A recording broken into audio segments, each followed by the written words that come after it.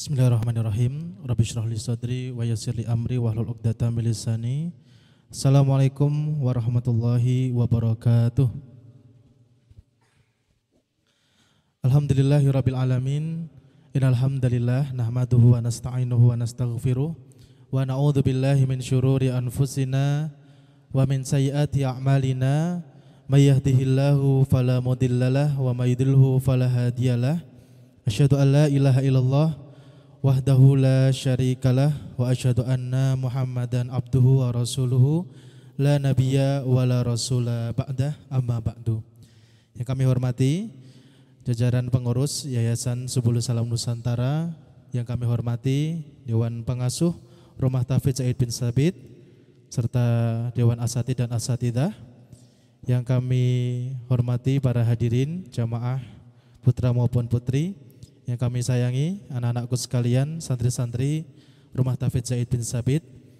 Alhamdulillah, pertama sebuah kesyukuran dan kenikmatan, mari kita lantunkan bersama kehadirat Allah Subhanahu wa taala, karena sore hari ini merupakan sebuah nikmat yang tiada terkira ketika di akhir pekan seperti ini, di penghujung hari yang mulia, di hari Jumat, bahkan di penghujung tahun, ketika mungkin kebanyakan dari kita, terutama Bapak Ibu sekalian, anak-anaknya sedang libur, mungkin sedang di rumah, justru memilih tempat ini untuk menjadi destinasi mengisi waktu di sore hari ini.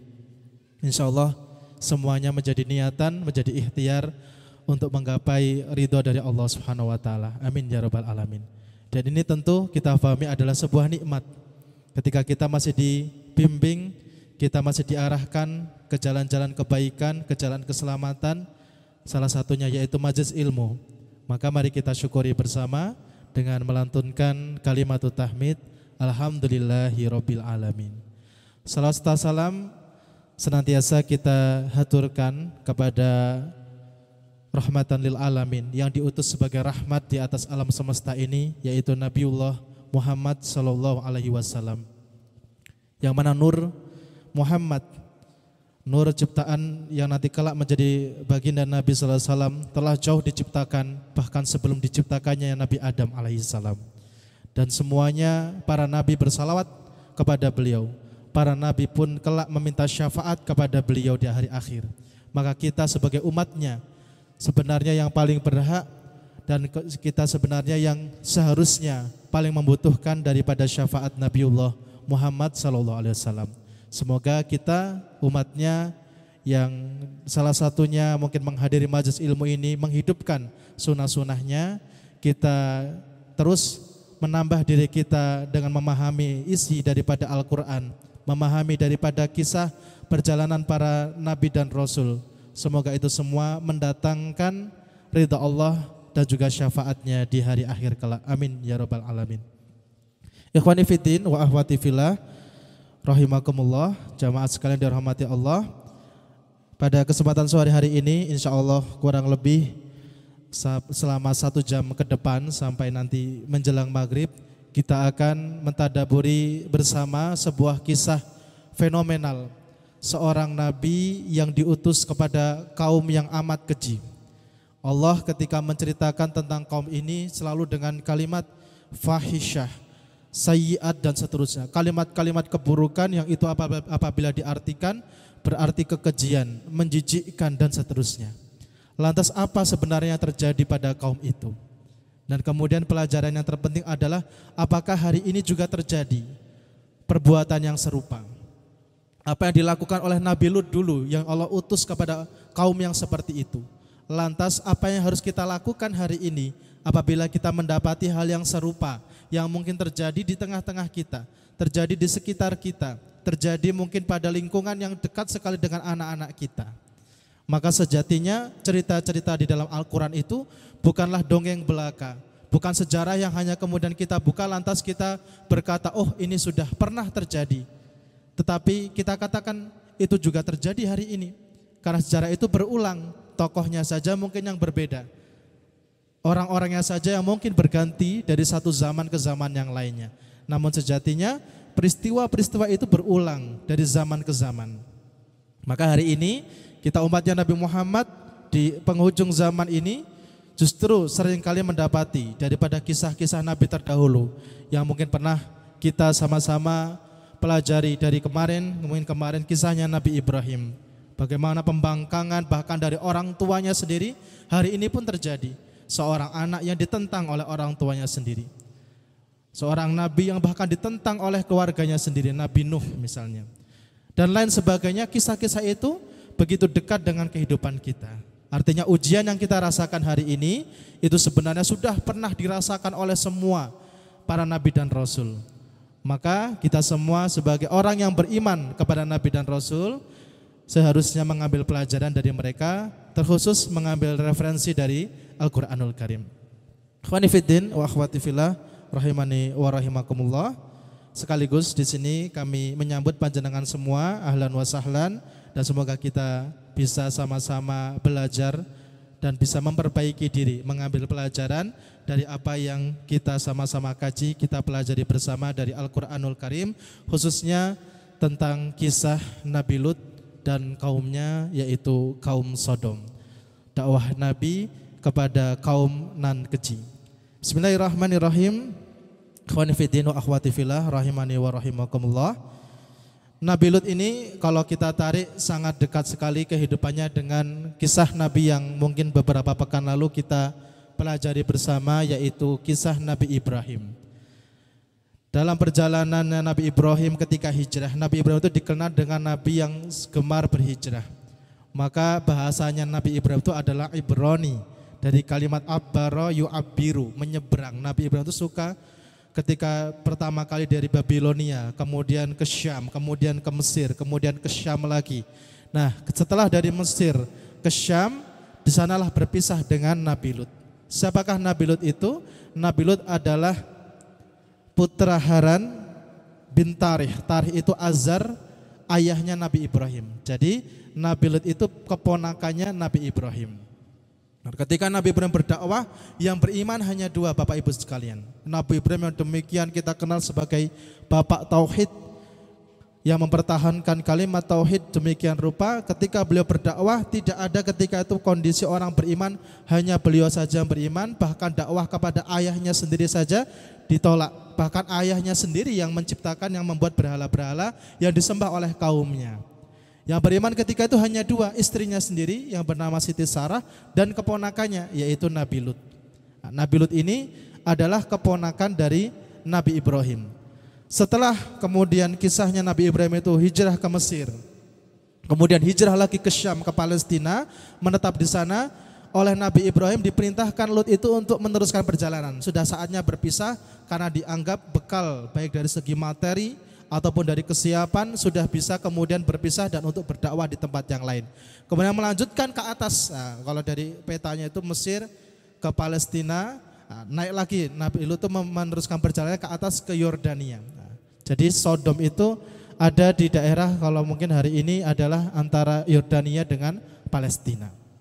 Nah, kaumnya bernama kaum Sodom atau di kota Sodom, yaitu di negeri Gorzahar atau Gomorrah. Nah, kalau sekarang mungkin dicari di peta sudah tidak ada lagi nama itu, tapi tempatnya ada. Ini dari nasab terlebih dahulu daripada Nabi Lut alaihissalam, yang mana beliau adalah putra dari Haran bin Tarih, yaitu keponakannya Nabi Ibrahim. Jadi Nabi Lut kita pahami di awal bahwasanya beliau bukan penduduk asli kota Sodom. Beliau adalah pendatang. Beliau bukan kabilah asli dari kota Sodom, beliau adalah pendatang yang kemudian datang ke situ diutus oleh Allah Subhanahu wa taala untuk berdakwah. Dan ternyata kondisi kaum Sodom ketika itu, mengapa kemudian Allah sematkan mereka sebagai kaum yang keji, kaum yang kemudian menjijikkan? Karena ternyata selain mereka mengkufurkan Allah, padahal mengkufurkan Allah saja itu tidak dosa dan tidak kemaksiatan yang kecil, itu dosa dan kemaksiatan yang terbesar. Menyekutukan Allah, mensyirikkan Allah dan seterusnya. Mereka sudah tidak menyembah Allah dan seluruh bentuk kemaksiatan terjadi di sana, Bapak Ibu sekalian. Mereka gemar merampok, jadi ketika keluar dari gerbang kota mereka itu adalah jalur perdagangan. Nah, mereka itu apa bahasa hari ini begal gitu ya. Mereka mencegat di tengah-tengah perjalanan, ada kabilah-kabilah dagang mereka rampok di tengah perjalanan. Nanti ketika ada yang tampan mereka ambil, mereka jadikan tawanan di kota-kota mereka. Bukan hanya itu kemaksiatan yang terjadi di tempat mereka atau di kota mereka. Banyak kebiasaan buruk yang terjadi pada kaum Sodom ini yang mungkin hari ini harus kita waspadai. Misalnya, tadi mereka ini senang merampok, mereka senang mengkhianati kawan, melakukan kemungkaran bahkan di tempat-tempat umum, di tempat-tempat pertemuan. Bahkan mohon maaf, mereka ini senang, mereka beradu kentut. Jadi kentut itu mereka tidak ada malu-malu lagi. Itu jadi mewujudkan bahwa tidak ada rasa malu lagi di dalam diri mereka. Bahkan di tempat-tempat pertemuan itu mereka ya biasa, tatot seperti itu. Bahkan ada tafsir yang lain, itu mereka tidak segan-segan berhubungan di tempat-tempat umum.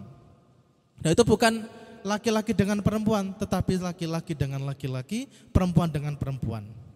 Na'udzubillah min dzalik. Dan inilah salah satu kemaksiatan disorot dan kemudian menyematkan predikat kekejian dan menjijikkan bagi kaum Sodom adalah mereka adalah kaum pertama yang melakukan hubungan sesama jenis. Lelaki memiliki syahwat dengan laki-laki, perempuan memiliki syahwat dengan perempuan. Nah, kalau hari ini kita kenal sebagai LGBT, okay? LGBT, loh nggak bahaya tah? Lesbian, kemudian gay, biseksual dan transgender. Aduh bahasanya dibuat kayak gitu sekeren mungkin padahal itu adalah bentuk hal yang menjijikkan. Maka nanti mungkin nanti kalau ke depan banyak kalimat-kalimat yang mungkin dirasa kurang pantas atau mungkin dianggap terlalu vulgar karena ini memang kaum ini bentuk kemaksiatannya yang memang perlu kita ambil banyak ibrahnya sehingga kita bisa terhindar dari itu adalah hal-hal yang berhubungan dengan seksualitas, yaitu khususnya LGBT tadi. Maka mereka ini kaum pertama yang melakukan homoseksual, yang melakukan LGBT. Tidak ada kaum sebelum mereka yang melakukan kemungkaran itu. Bahkan kemarin kita pernah bahas sebejat-bejatnya kaum Nabi Hud, kaum Nabi Nuh yang diazab sedemikian rupa, mereka kemaksiatannya tidak sampai kemudian menyalahi syahwat, tidak sampai menyalahi kemudian fitrahnya manusia. Nah ini kondisi kaum Sodom dan kaum yang didakwai oleh Nabi Lut adalah yang seperti itu. Sudah kufur kepada Allah, mereka tidak menyembah Allah, sudah jelas-jelas itu ada dosa besar dan tidak akan diampuni Allah. Mereka ditambah dengan kemaksiatan dan kemungkaran yang menjijikkan. Mereka saling merampok dan mengkhianati satu sama lain. Bahkan mereka sampai menyimpang dan terbalik daripada fitrahnya manusia, yaitu mereka menyukai dan berhubungan sesama jenis. Dan perlu diketahui, mereka punya istri Bapak Ibu di rumah. Mereka tetap punya pasangan di rumah, tetapi hanya untuk melanjutkan keturunan saja. Syahwat mereka, cinta mereka hanya tadi dilampiaskan kepada sesama jenisnya. Yang laki-laki juga kepada laki-laki, yang perempuan kepada perempuan. Dan ini dikasahkan, awalnya mereka tidak seperti itu. Jadi ini perlu jadi pelajaran juga. Awalnya hanya ada satu orang ternyata yang seperti itu di kota tersebut, kemudian menyebar. Jadi itu ibarat penyakit yang menular. Maka hari ini kalau kita lihat seperti itu tenang-tenang saja, kita harus waspada. Ini harus segera disingkirkan penyakit itu, harus segera diobati orang yang kemudian berpenyakit seperti itu. Karena itu berpotensi untuk menular. Ini pertama kami sampaikan terkait nasabnya Nabi Nuh. Beliau adalah keponakannya Nabi Ibrahim dan beliau diutus untuk dakwah kepada sebuah kaum yang mengerikan, yaitu kaum Sodom.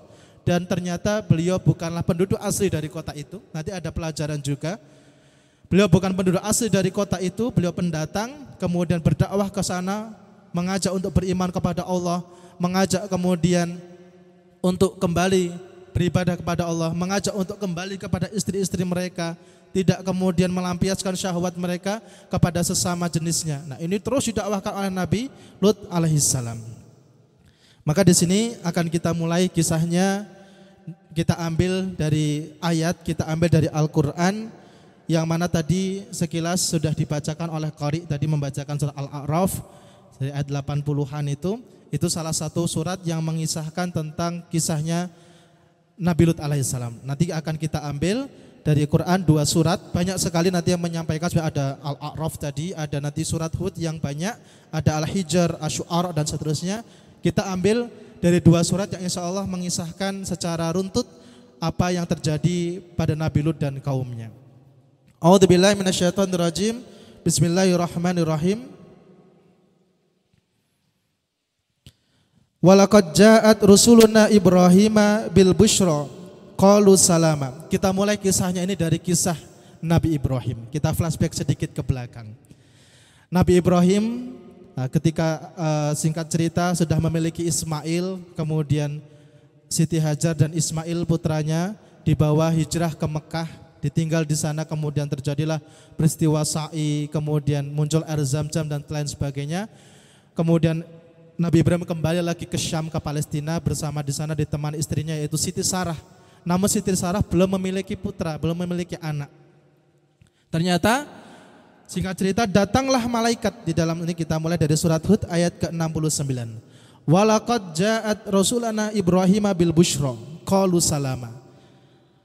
Ketika utusan kami para malaikat itu datang kepada Ibrahim, kemudian membawa kabar gembira kepadanya, qalu salama, selamat wahai Ibrahim, kamu akan memiliki putra dari istrimu Siti Sarah. Padahal ketika itu Nabi Ibrahim sudah sangat tua, istrinya pun Siti Sarah sudah sangat tua. Kemudian qala salamun fama labitha an jaa bi ijlin hanid. Karena Nabi Ibrahim ini adalah nabi yang senang menjamu tamu, bahkan dikisahkan Nabi Ibrahim itu ada manusia pertama yang menjamu tamu. Nabi Ibrahim senang sekali menjamu tamu. Ketika tamu-tamunya tadi yang berupa malaikat itu, tapi Nabi Ibrahim tidak tahu kalau itu malaikat datang, kemudian disuguhkan langsung oleh Nabi Ibrahim berupa daging sapi yang dipanggang. Kalau sekarang mungkin disuguhi barbecue gitu, okay? Nah, itu ternyata tamu-tamunya itu tidak menyentuh makanannya. Falamma ra'a aydiyahum la tasilu ilaihi. Ketika Nabi Ibrahim melihat tangannya para tamu itu tidak menyentuh makanan yang dihidangkan oleh Nabi Ibrahim, Nabi Ibrahim ketakutan dan curiga. Wah, ini siapa mereka ini? Ada apa mereka ke sini? Mereka aku suguhkan makanan yang begitu lezatnya kok tidak disentuh sedikit pun. Kemudian mereka mengatakan, qalu la takhaf inna ursilna ila qaumin Lut. Jangan takut, sesungguhnya kami adalah utusan Allah, kami adalah para malaikat yang diutus untuk menemui kaum Lut. Tapi sebelum sampai ke kaumnya Nabi Lut, kami disuruh mampir dulu ke engkau wahai Nabi Ibrahim untuk menyampaikan kabar gembira ini. Nah, jadi lewat Syam dulu, kemudian barulah ke kaum Sodom. Nah, ketika itu mampir ke Nabi Ibrahim menyampaikan berita gembira akan datangnya seorang putra yang kelak dinamai sebagai Ishak, yaitu Nabi Ishak. Wa mra'atuhu, kemudian istrinya Nabi Ibrahim ketika itu karena sangat senang mendengar berita itu berdiri lalu tersenyum kemudian menyampaikan, wah kami sangat senang terhadap berita kelahiran putra kami itu. Namun istrinya berkata, qalat ya wailata alidu wa ana ajuzun wa hadza ba'li syaikha. Istrinya berkata, sungguh mengherankan, apa mungkin saya bisa punya putra sedangkan kami ini sudah ajuz, sudah tua, dan syaikhon, dan sudah tua lagi lemah, ajuzun lemah dan juga syaikhon tua renta. Inna hadza la syai'un ajib. Sungguh ini sesuatu yang menakjubkan. Dan apa jawaban para malaikat? Qalu atajabina min amrillahi wa rahmatullahi wa barakatuh alaikum ahlal bait. Apakah engkau merasa heran dengan ketetapan Allah? Itu adalah rahmat dan berkah Allah yang dicurahkan kepada kamu wahai ahlul bait. Nah, jadi ini sebuah pelajaran juga bahwasanya Allah amatlah mudah memberikan peristiwa-peristiwa di luar nalar manusia. Mungkin secara medis, secara logis sudah tidak mungkin lagi punya keturunan. Sudah tua renta, sudah lemah, bahkan divonis mandul, tapi kemudian datang berita gembira di usia yang senja itu akan memiliki putra, bahkan diberikan namanya Ishak dan kelak menjadi seorang utusan Allah Subhanahu wa taala. Nah, kemudian setelah itu barulah Nabi Ibrahim setelah mendapat kabar gembira tadi membahas tentang maksud daripada para malaikat itu hendak pergi kepada kaumnya Nabi Lut. Kemudian mereka berdiskusi. Nah, dalam ayat selanjutnya itu mereka berdiskusi dengan Nabi Ibrahim. Nabi Ibrahim ini kita pernah cerita juga bahwasanya memiliki mukjizat berupa kecerdasan. Beliau adalah manusia cerdas, kekasih Allah. Bahkan ketika beliau kecil saja, kaumnya sudah diajak berdiskusi supaya logis, kenapa kamu menyembah bintang? Buktinya bintang saja hilang. Kenapa menyembah bulan? Itu bulan nanti ketika pagi bulan pun hilang. Wah, ini saja yang lebih besar matahari, hadza akbar. Ternyata ketika malam tenggelam juga. Nah, diajak berpikir kaumnya. Bahkan malaikat saja diajak berpikir oleh Nabi Ibrahim. Diajak berpikir, berdiskusi, apa kamu mau menghancurkan sebuah kaum sedangkan di sana itu ada orang beriman, sedangkan di sana itu ada Lut alaihissalam. Maka disampaikan di dalam ayat ini bahwasanya Nabi Ibrahim itu dalam ayat 75-nya, inna Ibrahima lahalimun awwahum munib. Sungguh Ibrahim itu benar-benar penyantun, pengiba, lagi suka kembali kepada Allah. Santun sekali dan merasa sangat kasihan sekali dengan kaumnya Nabi Lut. Kemudian jawaban para malaikat, ya Ibrahim, a'rid an hadza. Wah Ibrahim, sudahi saja diskusi ini, perdebatan kita ini. Sungguh ketetapan Allah benar-benar telah datang dan sungguh mereka akan ditimpa dengan azab yang tidak akan ditolak. Ini jadi setelah dari Nabi Ibrahim kemudian mereka menuju ke kaumnya atau ke kota Sodom, kaumnya Nabi Lut. Jadi kota Sodom itu ketika itu adalah kota yang berbenteng dan memiliki gerbang di depannya, dan di depan kota itu ada aliran sungai. Nah, suatu hari ketika siang bolong, ketika di tengah-tengah siang, Nabi Lut itu memerintahkan dua putrinya. Jadi Nabi Lut itu memiliki dua putri, diperintahkan untuk mengambil air di sungai di depan kota. Nah, karena siang bolong itu biasanya kaumnya Nabi Lut itu sedang pada tidur, semua sedang di rumah tidur. Mereka hidupnya malam, bangunnya malam, bermaksiat di malam hari. Nah, Nabi Lut ini dilarang oleh kaumnya untuk menerima seorang tamu pun. Nah, jadi ini menjijikkannya kaum Nabi Lut itu, nanti kalau ada tamu, pokoknya kami serahkan ke kami. Nah, nanti kalau apalagi mereka tadi ketika menghadang kabilah-kabilah, ketika ada yang tampan, mereka tawan, mereka gilir dari rumah ke rumah. Nah, mereka ini seperti itu, melampiaskan syahwatnya seperti itu. Bahkan Nabi Lut itu dilarang untuk menerima tamu. Kemudian suatu hari tadi dua putrinya diperintahkan oleh beliau untuk mengambil air di depan kota. Nah, ketika mengambil air tiba-tiba datang malaikat itu, dan ini ada tiga malaikat. Malaikat Jibril, malaikat Mikail dan malaikat Israfil, menyerupai bentuk manusia. Malaikat ketika menyerupai bentuk manusia itu dalam kondisi yang sangat tampan.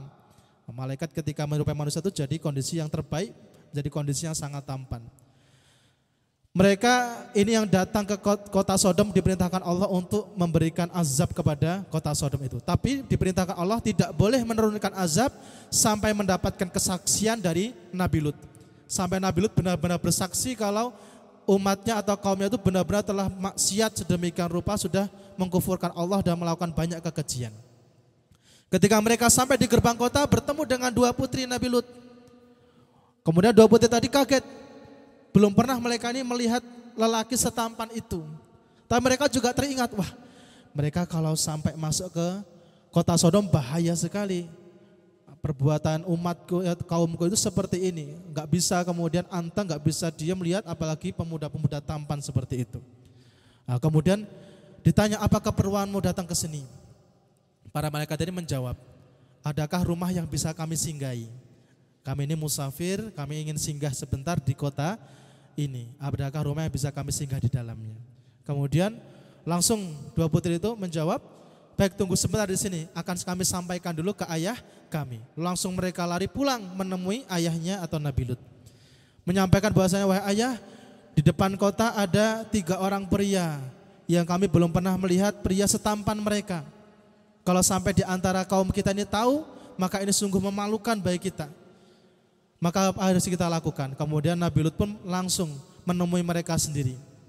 Dan apa kata Nabi Lut? Di dalam Quran direkam perkataan beliau, walamma ja'at rusuluna luton si'a bihim wa daqa bihim dar'an. Ketika para malaikat itu datang kepada Lut, Lut merasa gundah dan dadanya terasa sempit. Wa qala hadza yaumun asib. Dan Lut berkata, ini hari yang sangat sulit.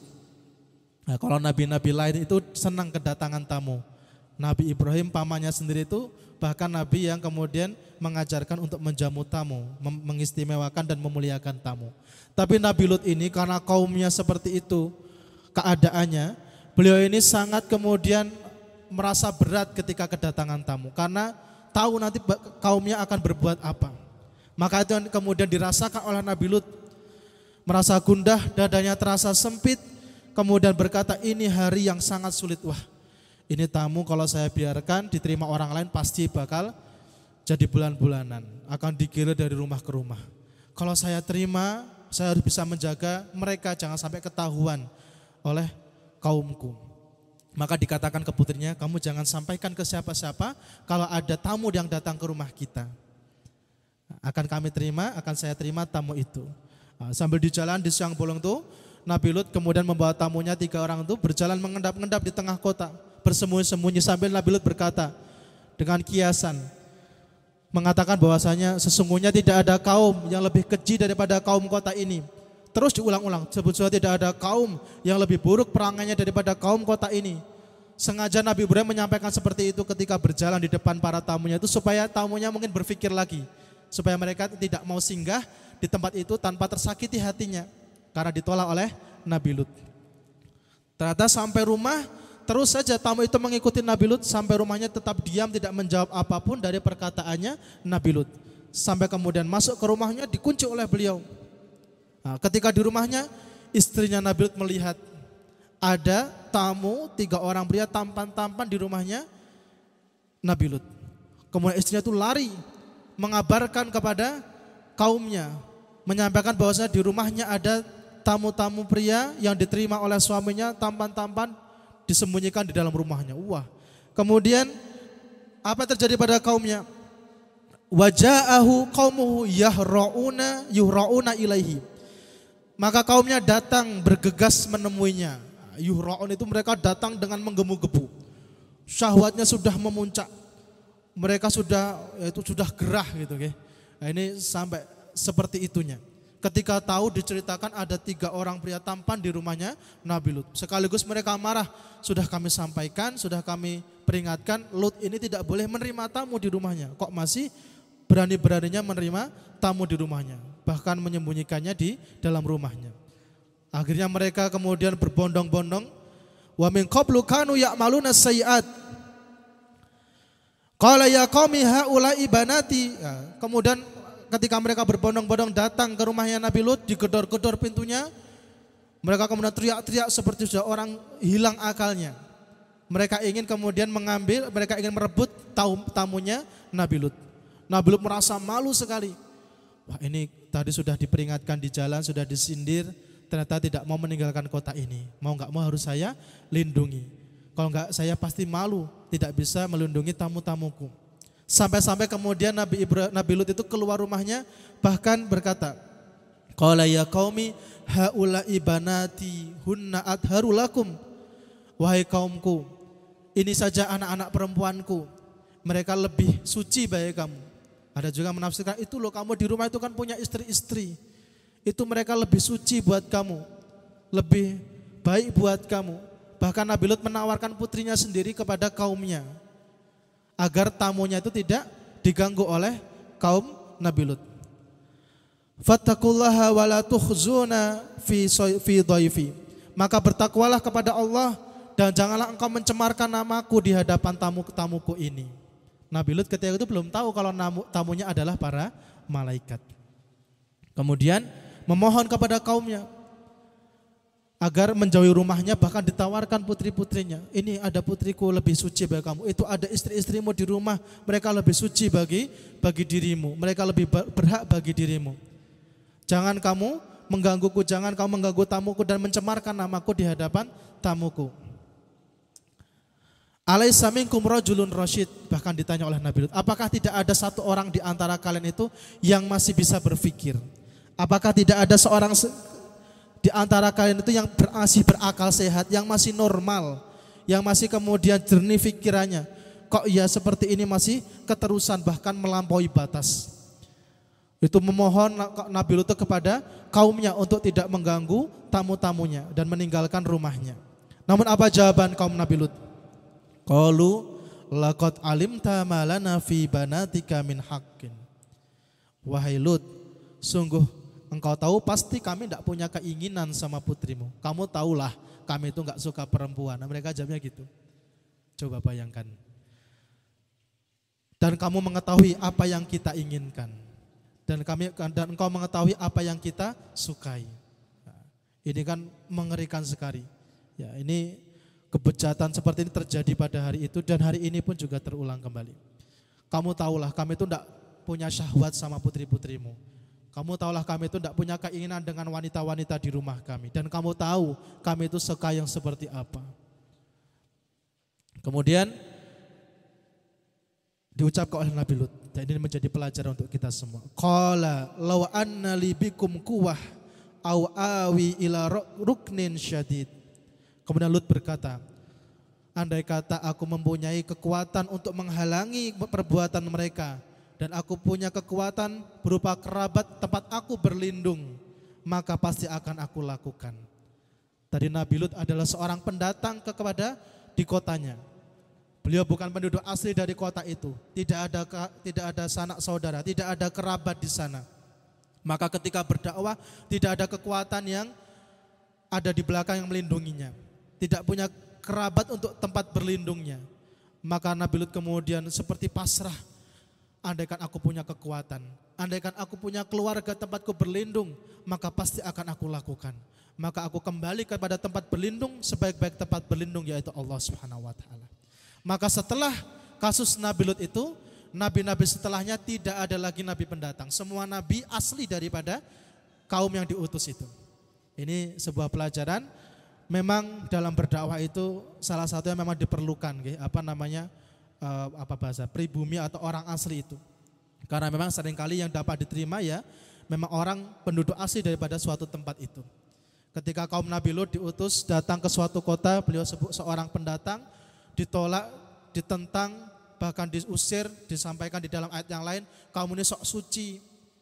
Ketika didakwakan jangan kamu datangi, dari yang di dalam surat Al-A'raf tadi disampaikan bahwasanya kamu jangan datangi rojulun ila rojulin, laki-laki kepada laki-laki, datangilah laki-laki kepada wanita. Apa yang dikatakan oleh kaumnya? Wahlah kamu itu sok suci. Kalimat-kalimat ini kan sering kita dengar hari ini. Wah kamu ini kolot, sok suci, yang open minded lah, yang terbuka. Nah, kalimat-kalimat kemudian modern, kebebasan, terbuka sehingga menghalalkan perilaku-perilaku kemungkaran seperti ini.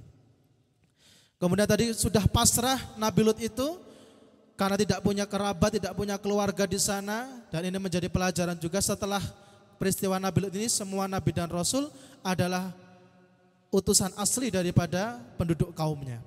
Ketika Nabi Muhammad diutus kepada kafir Quraisy adalah penduduk asli Mekah dan seterusnya. Maka doanya Nabi Ibrahim setelah itu ketika berdoa di atas tanah Mekah adalah minta diutus seorang utusan dari tanah ini. Maka setiap ayat ketika itu turun adalah Rasul yang diutus adalah di antara mereka atau penduduk asli atau memang keturunan asli daripada suatu tempat. Nah, ini salah satu pelajaran daripada kaum diutusnya Nabi Lut kepada suatu kota. Kemudian berkatalah ketika Nabi Lut sudah pasrah seperti itu, masuk kembali ke dalam rumahnya, sudah pasrah, kemudian akan didobrak pintunya oleh kaumnya yang sudah hilang akalnya itu. Kemudian para tamunya yang tiga tadi berkata, qalu ya Lutu inna rusulu rabbika. Wahai Lut, sesungguhnya kami adalah utusan Rabbmu, kami adalah malaikat Rabbmu. La yasilu ilaika, tidak akan sampai mereka itu mengganggumu, tidak akan bisa mereka itu menyentuhmu. Fa asri bi ahlika bikit'in minal laili, maka pergilah beserta keluargamu di tengah malam.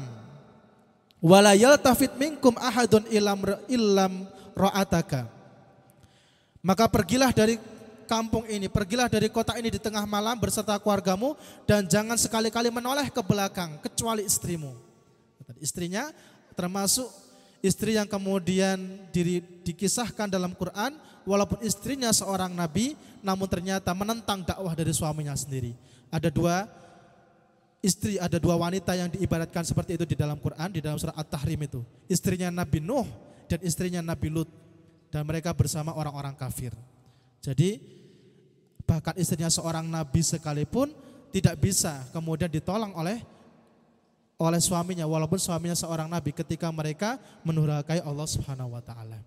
Dan ada juga istrinya orang kafir, bukan hanya kafir mengaku Tuhan, namun kemudian ditetapkan sebagai orang beriman. Bahkan di kisahnya juga diabadikan dalam Al-Qur'an, yaitu istrinya Fir'aun, Asiyah. Fir'aun mengaku sebagai Tuhan, namun istrinya tetap beriman kepada Allah. Kemudian tadi malaikat mengaku, mereka mengatakan bahwa kami adalah malaikat Allah, kami adalah utusan Allah, maka pergilah dari kota ini di tengah malam, akan kami turunkan azab di pagi hari. Nah, ketika malaikat Jibril mengatakan itu sambil kemudian mengepakkan sayapnya seperti menempel gitu, kemudian kaum yang ketika itu sudah mengelilingi rumahnya Nabi Lut tiba-tiba kemudian hilang penglihatannya. Mereka tiba-tiba kemudian buta. Kemudian mereka kembali dengan meraba-raba kembali ke rumahnya di malam hari itu. Mereka mengatakan, tunggu besok pagi, lihat apa yang akan kami lakukan pada kalian wahai Lut, ya besok pagi. Kemudian para malaikat tadi memerintahkan Lut dan keluarganya untuk pergi meninggalkan kota itu pada malam hari itu juga. Tadi kalau kita tarik kisahnya, siang hari mereka itu datang ke kota itu, sore itu terjadi peristiwa itu, dilaporkan oleh istrinya, kemudian malam itu bergerombol, berbondong-bondong kaumnya datang ke rumahnya Nabi Lut, kemudian dikepakkan sayap malaikat Jibril hingga membutakan kaum Nabi Lut dan mereka pulang ke rumahnya masing-masing, dan Nabi Lut diperintahkan untuk meninggalkan kotanya pada malam hari itu juga beserta keluarganya, dan dilarang untuk menoleh ke belakang. Karena nanti jika menoleh ke belakang mereka tidak akan kuat melihat azabnya Allah Subhanahu wa taala. Kemudian Lut ini karena sudah saking geramnya, nah ini bedanya Nabi Lut dengan Nabi Ibrahim. Kalau Nabi Ibrahim penyantun, berbelas kasihan, bahkan tadi diceritakan mau datang para malaikat itu ke kaumnya Nabi Lut ditahan. Apa kamu kalau di sana masih ada orang beriman mau menurunkan azabnya tetap. Nah, tapi kalau Nabi Lut bahkan apa tidak kelamaan besok pagi itu mereka itu sudah demikian rupa. Bisa jadi malam ini mereka berbuat makar lagi, bisa jadi malam ini mereka bermaksiat lagi. Apa tidak kelamaan kalau misalkan datangnya azab itu besok pagi? Dijawab oleh malaikat, alaisa subuhu biqarib. Bukanlah waktu pagi itu sebentar lagi. Bukankah waktu pagi itu tinggal sedikit lagi? Maka kemudian pergilah Nabi Lut berserta keluarganya. Dikisahkan ketika itu istrinya pun juga ikut. Ada yang di dalam tafsir yang lain istrinya tidak ikut. Kemudian keluarganya meninggalkan kota itu. Ketika fajar datang, ketika waktu subuh datang, mulailah ketetapan Allah diberikan. Datanglah azab Allah yang sangat mengerikan. Falamma jaa amruna, ketika datang keputusan kami, falamma jaa amruna ja'alna aliyaha safilaha. Kami jungkir balikkan negeri itu. Kami angkat negeri itu, kemudian kami jungkir balikkan, kami putar di atas. Yang di atas menjadi di bawah, yang di bawah menjadi di atas. Diangkat ke langit ke satu, bahkan sampai diriwayatkan para malaikat yang berada di langit ke satu itu mendengar suara kokok ayam dan juga gonggongan anjingnya kaum Sodom.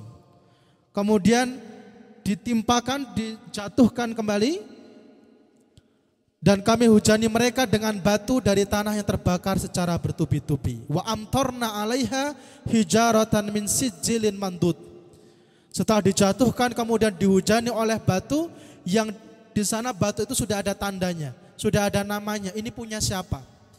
Ibaratnya kalau sekarang itu sudah paket itu sudah ada namanya, tidak mungkin nyasar. Wa amtarna alaiha hijaratan min sijilin mandud. Dengan api yang membara yang jatuh bertubi-tubi, tidak ada habisnya. Nah, ketika peristiwa itu terjadi, istrinya Nabi Lut itu menoleh, kemudian merasa kasihan dengan kaumnya dan lari ke kaumnya dan ditimpakan dengan batu yang memang sudah ada namanya. Bahkan ketika peristiwa itu terjadi, penduduk Sodom yang ketika itu sedang di luar kota pun tidak luput daripada azab itu. Tetap kena timpa daripada batu yang memang sudah ada tandanya itu. Jadi batu itu sudah ada namanya masing-masing. Ini punya siapa, ini punya siapa, ini punya siapa. Tidak ada yang kemudian lepas dan lolos daripada azabnya Allah Subhanahu wa taala. Wa amtarna 'alaiha hijaratan min sijilin mandud. Itulah azab kepada kaum Sodom, itulah azab kepada kaumnya Nabi Lut alaihissalam. Musawwamatan inda rabbik, batu-batu itu diberi tanda oleh Rabbmu. Wa ma hiya minadh dhalimina biba'id, dan siksaan seperti itulah tidak jauh dari orang-orang yang zalim. Maka ulama tafsir menafsirkan bahwasanya jika hari ini terjadi kemaksiatan yang serupa, jika hari ini terjadi perbuatan yang serupa, penyimpangan seksual, menyukai sesama jenis, berhubungan dengan sesama jenis, LGBT dan seterusnya, maka hukumannya adalah wa ma min hiya minadh dhalimin nabi ba'id, tidak jauh daripada azabnya kaum Nabi Lut. Kalau dulu Nabi Lut itu kaumnya diangkat negerinya ke atas, kemudian dijungkir balikkan, ditimpakan ke bawah, dan kemudian dihujani batu, maka jika itu terjadi, maka ulama tafsir menafsirkan hari ini jika terjadi perilaku yang serupa, maka azabnya adalah dihukum rajam, dilempari batu, baik itu sudah menikah atau belum menikah. Ada juga yang kemudian meriwayatkan, menafsirkan hukumannya adalah dia dilemparkan dari tempat tertinggi di kota itu. Dia dilemparkan dari tempat tertinggi di kota itu, ketika sampai bawah kemudian dilempari dengan batu sampai mati, dirajam. Kalau zina dirajam hanya bagi yang sudah menikah. Kalau yang belum menikah dicambuk. Tapi perilaku homoseksual semua kemudian dirajam sampai mati. Nah, ini salah satu kemudian tafsir daripada wa ma hiya minadh dhalimina biba'id. Dan hukuman seperti itu tidak jauh bagi para perilaku kedzaliman. Maka ini adalah sebuah kedzaliman. Kedzaliman itu menempatkan sesuatu tidak pada tempatnya, menempatkan sesuatu menyimpang dari fitrahnya. Ini kemaksiatan yang terjadi pada kaum Nabi Lut. Dan hari ini Bapak Ibu sekalian, mirisnya kita melihat, bukan hanya melihat, bahkan dikampanyekan secara terang-terangan, menjadi standar, kemudian seakan-akan orang yang terbuka, orang modern, maju, bebas itu adalah orang yang menerima hal-hal seperti ini. Hati-hati, kembali lagi, cerita kisah di dalam Al-Quran adalah peristiwa yang terulang dari zaman ke zaman. Aktornya saja yang berbeda, tokoh-tokohnya saja yang berbeda. Hari ini mungkin tidak ada Nabi Lut. Maka kita semua yang bertugas minimal kita menjaga. Dan ini menjadi suatu hal yang sangat memprihatinkan dan mengerikan Bapak Ibu sekalian. Kalau kita lihat, bahkan mereka mengkampanyekan tadi ya dengan simbol-simbol, ada pelangi, ada apa. Dulu kita lihat pelangi itu indah, menyenangkan. Sekarang kalau pelangi itu sepertinya image-nya buruk. Nah, kalau kita pakai gambar pelangi itu sudah identik dengan kaum terlaknat itu. Dikampanyekan di berbagai negara yang mengklaim dirinya maju dan seterusnya. Bahkan di balik mereka ada dana-dana yang sangat besar. Tentu ini adalah sebuah peperangan antara kekufuran dengan keimanan. Dan perlu kita ketahui, lebih besar dosanya orang kemudian yang menghalalkan apa yang Allah haramkan daripada dia menjalankan keharaman itu sendiri. Misal ada orang meninggalkan sholat, memang dosanya besar. Tapi bisa jadi dia di dalam hatinya merasa berdosa sudah meninggalkan sholat. Di dalam hatinya dia masih berat untuk sholat, lingkungannya belum bisa mendukung dirinya untuk rajin sholat, sehingga dia masih sering meninggalkan sholat. Kita sepakati itu sebuah dosa besar. Tapi ada yang dosanya lebih besar. Siapa dia? Yaitu dia yang mengatakan sholat itu tidak wajib. Dia sudah mengatakan bahwasanya tidak sholat tidak apa-apa, tidak haram, tidak berdosa, walaupun mungkin dirinya sholat. Maka hari ini pun juga sama. Mungkin orang-orang yang menyimpang tadi, dia berada di lingkungan yang mungkin sulit dia keluar daripada lingkaran itu. Dia berada di lingkungan yang memang kemudian membentuk dirinya seperti itu. Tapi kita sepakati itu adalah sebuah kesalahan, itu adalah sebuah penyakit. Namun lebih besar dosanya orang yang menganggap itu adalah hal yang normal. Orang yang menganggap itu adalah sebuah hal yang halal, yang wajar. Wah, cinta itu tidak mengenal gender. Kalau dulu mereka jualan cinta tidak mengenal agama, tidak laris. Hari ini mereka, orang-orang kafir itu menjual apa yang mereka jual, cinta tidak lagi mengenal gender. Laki-laki dengan laki-laki, perempuan dengan perempuan. Mereka merubah fitrah Allah seenak mereka. Maka kemudian jika kita menganggap itu adalah suatu hal yang wajar, itu hal yang normal, itu hal yang halal bahkan, maka itu dosanya lebih besar daripada kemudian bermaksiat kepada Allah. Naudzubillah min dzalik. Demikian jamaah sekalian kisah Nabi Lut alaihissalam beserta kaumnya yaitu kaum Sodom. Maka hari ini apa yang terjadi dengan tempat itu? Kota Sodom menjadi danau yang kemudian tidak bermanfaat. Dan memang Allah biarkan ada tempat terjadinya azab, Allah Rasul larang untuk dikunjungi, untuk didatangi. Salah satunya yaitu tempat dulu kaumnya Nabi Hud. Ketika diazab kaum Nabi itu, kemudian tempatnya oleh Rasul ketika dilewati oleh para sahabat dilarang untuk dilihat, didatangi karena takut kemudian nanti azab Allah pun juga akan menimpa mereka. Namun aja beberapa tempat diturunkannya azab dibiarkan oleh Allah, bahkan kemudian dibuka supaya kita bisa mengambil pelajaran darinya. Bahkan di dalam firman-Nya surat Al-Hijr ayat 76, dan sungguh negeri itu benar-benar terletak di jalan yang masih tetap dilalui oleh manusia, yaitu negeri kaum Lut benar-benar terletak di jalan yang tetap dilalui hingga saat ini. Dan sesungguhnya kaum penduduk Mekah benar-benar akan melalui bekas-bekas mereka pada waktu pagi dan pada waktu malam. Maka mengapa kamu tidak mengerti? Quran surat As-Saffat ayat 137 sampai 138. Maka hari ini tempatnya pastinya memang secara spesifik belum diketahui secara akurat, namun wilayahnya salah satunya adalah Bahrul Mayyit, yaitu laut mati, yang mana tidak ada kehidupan, bahkan hewan-hewan laut pun tidak hidup di sana, tidak bisa digunakan airnya, tidak bisa diminum airnya, tidak bisa dimanfaatkan airnya dan berbau busuk. Ini kota Sodom menjadi danau yang tidak bermanfaat. Allah mengubah tempat negeri tersebut menjadi danau berbau menyengat, airnya tidak bisa dimanfaatkan. Seperti itu juga dengan kawasan-kawasan sekitarnya karena kerusakan dan kehinaan yang ada. Inilah supaya menjadi contoh, menjadi nasihat, menjadi ibrah, pelajaran yang nyata bagi kita semua yang hidup pada saat ini, bahwasanya dulu kaum itu yang melakukan perbuatan seperti itu pernah dibinasakan oleh Allah Subhanahu wa taala. Lantas hari ini jika terjadi perilaku yang serupa, maka seharusnya mereka pula harusnya dibinasakan oleh Allah. Namun pertanyaannya, lantas kenapa mereka masih ada hari ini? Lantas kenapa masih kemudian perilaku-perilaku bahkan kaum-kaum negeri-negeri yang melegalkan hal itu masih ada, tidak dibinasakan oleh Allah Subhanahu wa taala? Inilah perbedaan antara umatnya nabi-nabi terdahulu dengan umatnya Nabi Muhammad SAW. Allah tidak akan membinasakan dan Allah tidak akan menurunkan kiamat, membinasakan suatu negeri selama masih ada umatnya Nabi Muhammad SAW.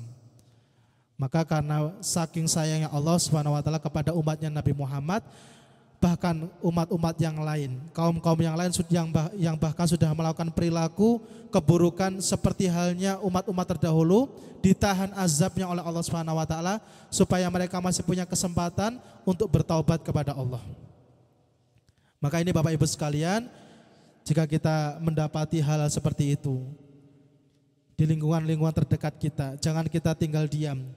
Itu adalah sebuah penyakit yang harus kita segera singkirkan. Jangan kita tinggal diam, kita harus segera obati. Bahkan kalau tidak bisa lagi terobati, kita harus singkirkan, karena itu adalah hal yang bisa menular. Ibarat tadi kaum Sodom yang berawal hanya dari satu orang, kemudian menyebar ke seluruh kota, dikisahkan kota Sodom itu terdiri dari 7 kota. Dan itu bukan kota yang kecil. Ada 40.000 jiwa ketika itu yang tinggal di sana. Itu dalam satu malam, di satu waktu, satu pagi dibinasakan oleh Allah Subhanahu wa taala. Dan pelajaran yang lain adalah Nabi Lut tadi merasa kemudian lemah, pasrah ketika sudah tidak mampu lagi mendakwahkan keimanan kepada Allah kepada umatnya. Salah satu sebabnya karena beliau tidak asli daripada penduduk itu. Maka setelah Nabi Lut, semua nabi dan rasul adalah nabi dan rasul yang diutus asli kepada kaumnya dari negerinya sendiri. Karena ini salah satu kekuatan, bahkan Allah pilih dari nasab yang terbaik. Sebagaimana Nabi Muhammad SAW diutus kepada kaum kafir Quraisy dari Mekah, anak asli Mekah, bahkan dari nasab yang tertinggi, yaitu dari Bani Hashim, yang mana menjaga Ka'bah ketika itu, memegang kunci Ka'bah. Nah, ini semua nabi dan rasul setelah itu dipilih dari nasab yang terbaik pada masing-masing umatnya. Ini jamaah sekalian dapat kita pelajari dari kisah kaum nan kecil, kaum Sodom, kaumnya Nabi Lut alaihissalam, Dan kisah ini bukan hanya berhenti di dalam sejarah, bukan hanya kita baca di dalam Al-Quranul Karim, namun harapannya bisa menjadi pelajaran, bisa menjadi ibrah untuk kita semua. Jangan sampai terulang, jangan sampai kemudian hal ini masuk di dalam kehidupan kita. Na'udzubillah min dzalik. Demikian dapat kami sampaikan, atas kurangnya kami mohon maaf yang sebesar-besarnya. Semoga kita bisa mengambil pelajaran yang berharga dari sirah para nabi, dari kisah manusia-manusia terbaik pada setiap zamannya. Dan pada sore hari ini, di hari yang penuh keberkahan ini, kita mengambil satu kisah bersejarah dari kisah Nabi Lut alaihissalam. Nanti bisa dibaca lagi dari surat Hud ayat 69 sampai 83. Itu ada kisah yang runtut di sana disampaikan untuk memantapkan hati kita bahwasanya semua kisah-kisah itu tidak mengada-ngada, semua direkam secara jelas di dalam Al-Qur'anul Karim. Demikian, mari kita tutup dengan melantunkan doa pada sore hari ini, mengambil kesempatan yang penuh keberkahan, salah satu waktu yang mustajab untuk berdoa di penghujung hari yang mulia, hari Jumat. A'udzubillahi minasyaitonirrajim. Bismillahirrahmanirrahim. Alhamdulillahirabbil alamin. Hamdan na'imin, hamdan syakirin, hamdan yuwafi ni'mahu wa yukafi mazidah. Ya Rabbana lakal hamdu kama yanbaghi li jalali wajhikal karim wa 'azimi sultanik. Allahumma anta rabbana la ilaha illa anta khalaqtana wa nahnu ibaduka wa nahnu ala ahdika wa wa'dika mastata'na nabu'u laka bi ni'matika alaina wa nabu'u bi dzambina faghfir lana fa innahu la yaghfiru dzunuba illa anta. Allahumma ya ghani ya hamid ya mubdi'u ya mu'id ya rahim ya wadud ikfina bi halalika an haramika wa aghnina fadlika amman siwaka. Allahumma arinal haqqa haqqa warzuqna tibaa wa arinal batila batila warzuqna istinaba. Allahumma arinal haqqa haqqa warzuqna tinaba wa arinal batila batila warzuqna istinaba. Allahumma a'inna ala dzikrika wa syukrika wa husni ibadatik. Allahumma anfa'na bima 'allamtana wa 'allimna ma yanfa'una warzuqna uluman tanfa'una fid dini wad dunya wal akhirah. Allahumma inna nas'alukal huda wat tuqa wal afafa wal ghina. Allahumma inna nas'alukal jannah wa na'udzubika min sakhatika wan nar. Allahumma inna nas'aluka salamatan fid din wa afiyatan fil jasad wa ziyadatan fil ilmi wa barakatan fil rizqi wa taubatan qablal maut wa rahmatan indal maut wa maghfiratan ba'dal maut. Allahumma hawwin alaina fi sakaratil maut wan najata minan nar wal afwa indal hisab. Rabbana atina fid dunya hasanah wa fil akhirati hasanah wa qina adzabannar. Rabbana ighfir lana dzunubana wa dzunuba waliwalidayna warhamhuma kama rabbayana shighara. Rabbana hab lana min azwajina wa dhurriyyatina qurrata a'yun waj'alna lil muttaqina imama. Rabbana hab lana min ladunka dzurriyyatan thayyibatan sahihatan salihatan nafi'atan innaka sami'ud du'a. Rabbi ja'alni muqimas salati wa min dzurriyyati rabbana wa taqabbal du'a. Rabbana zalamna anfusana wa illam taghfir lana wa tarhamna lanakunanna minal khasirin. Subhana rabbika rabbil izzati amma yasifun wa salamun alal mursalin walhamdulillahi rabbil alamin. Astaghfirukum. Demikian kami cukupkan kajian pada sore hari ini. Semoga bermanfaat untuk kita semua, khususnya kami pribadi. Billahi taufiq wal hidayah. Wassalamualaikum warahmatullahi wabarakatuh.